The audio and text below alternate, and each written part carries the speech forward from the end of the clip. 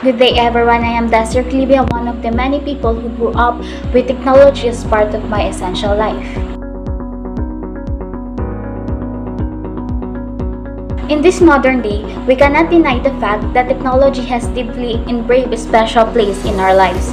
For once, we use the advancements of technology as a way to make our lives easier. Ordering food can now take a few taps on your mobile phone. Calling someone from abroad, transportation, socializations, up to the point that even cleaning becomes less of a hassle to do as well.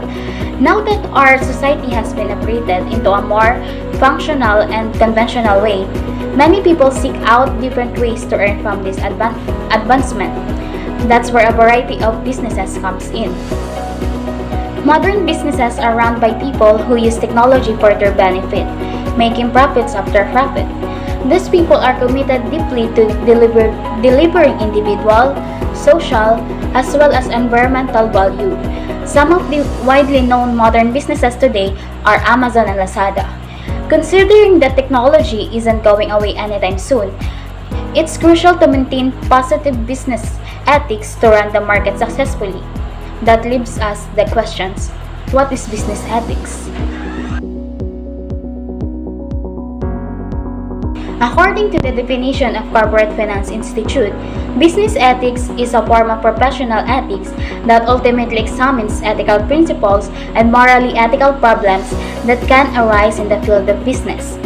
This type of ethics is applied to all aspects of business-related conduct and is relevant to the conduct of individuals and the entirety of an organization. To explain further, basically, the very core of this said ethics can be interpreted in different ways. To name a few, you can show these ethics by integrity, transparency, trustworthiness, loyalty, equality, compassion, and most importantly, respect. An employee can show these ethics by simply obeying the company's rules and regulation. The person can share mutual respect and understanding towards colleagues at work as well. Bearing in mind the definition and importance of work ethics, let's now tackle the different groups in the business world. The two main types that differentiate the groups are 1. The formal group and 2. The informal group. These groups are defined as two or more individuals interacting and interdependent who have come together to achieve a particular object. So, what exactly is a formal group? The formal group is an organization that based on a hierarchical structure. It works based on the designated tasks related to its function. Furthermore, formal organizations denotes a social system that defined by clearly stated rules, norms, and goals. This type of group contains several sets and subsystems that work to achieve both short-term and long-term goals. Under the formal group are the committees, teams, and work groups. A committee is a group of people who are entrusted to consider, investigate, take action on, or report some concerning matter. A team, however, as defined by Professor Leigh Thompson of the Kellogg School of Management, is a group of people who are interdependent concerning information, resources, knowledge, and skills and who seek to combine their efforts to achieve a common goal. Always keep in mind, a group doesn't necessarily constitute a team. These examples can be correlated to our society that includes both corporations, churches, court systems, universities, and charities. You may wonder, how is it any different from informal groups? Well, informal groups can be defined as one. That means that 3 or more people are in charge of deciding. These informal groups emerge for a variety of reasons. One of the reasons is language or other personal relationships. Also, keep in mind that these types of people met on a regular or even semi-regular schedule to engage in a particular activity shared by the common interest. Let's also consider the fact that workers who have been assigned to another location frequently maintain informal relationships with their former co-workers. You can say that informal group maintains the grapevine in your business that communicates quicker, and often more effectively than formal corporate do. Moreover, it would come as a surprise for some people that typical employees under informal groups may not act as what others anticipate too. While yes, the employee handbook lays out the general rules and job descriptions that specify certain tasks, the actual work environment may be quite diverse. The employees under the informal group setting see things from a different perspective. I guess it is safe to say that these people exhibit different attitudes from relationships not prescribed by the organization chart and may have various working habits. This type of people may find shortcuts to speed up the workflow. To make a small business thrive, one must identify the informal group relationships and embrace those that work while diffusing those do not cooperate. For example, the success of the widely known cafe Starbucks transitions from a local business to an international and successful company with more than 100 branches worldwide. We all know what Starbucks is, right? Plus, statistically speaking, this has been credited in part to the corporate culture created by the informal group structure.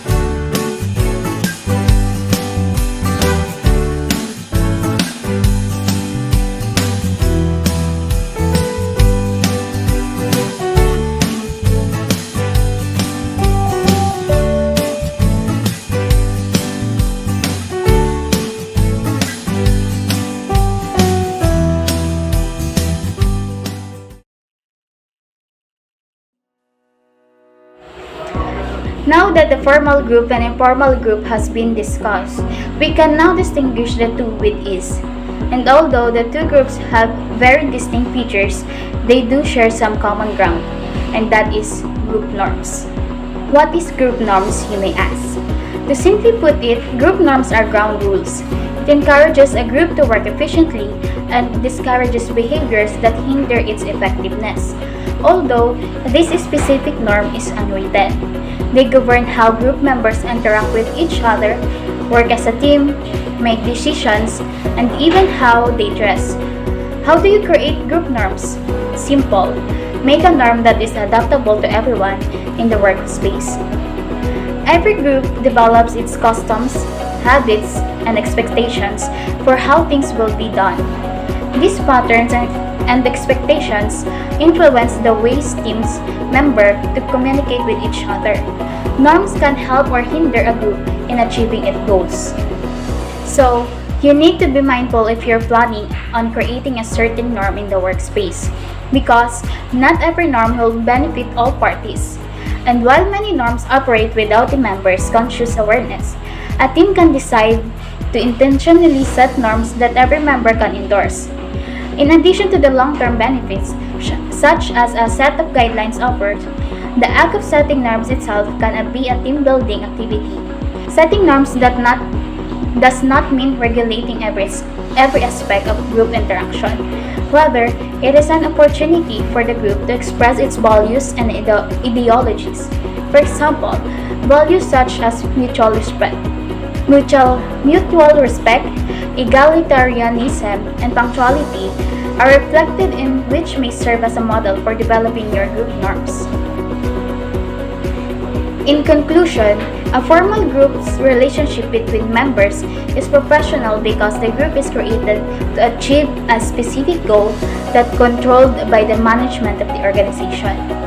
Keep in mind that a professional relationship between members is brought by the fact that some members are seniors in the organization. Formal groups are usually stable and are likely to exist for a lengthy period. Additionally, the tasks allocated to a formal group may last for a long duration, hence making the formal group exist until the task allocated is completed. Meanwhile, an informal group's relationship between members is personal. The members of an informal group know each other at a personal level, thus making the relationship to be guided by personal aspects. Besides, there is no seniority in the group, which means that any member can assume a leadership position. Informal groups are not stable because they are governed by the feelings between the members. In case the sentiments between members become volatile, the group is likely to be dissolved. Unlike formal groups, whose existence is determined by the nature of the activity, the length of life an informal group is dependent on the members.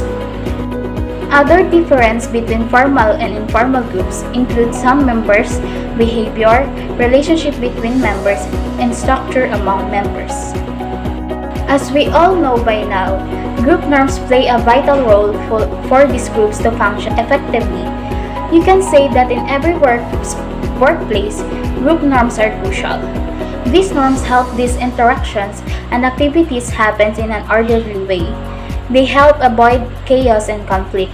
Because of these groups and norms, society has progressed into a more innovative outlet for people to earn money and function as a whole.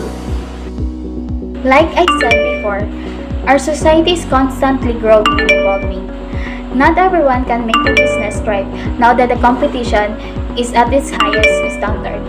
Every innovator, creator, and a business-like person should have a piece of knowledge about the importance of business ethics and the difference between business groups. I hope this presentation served its purpose in educating people more about the different types of ethics that play a major role in the business world.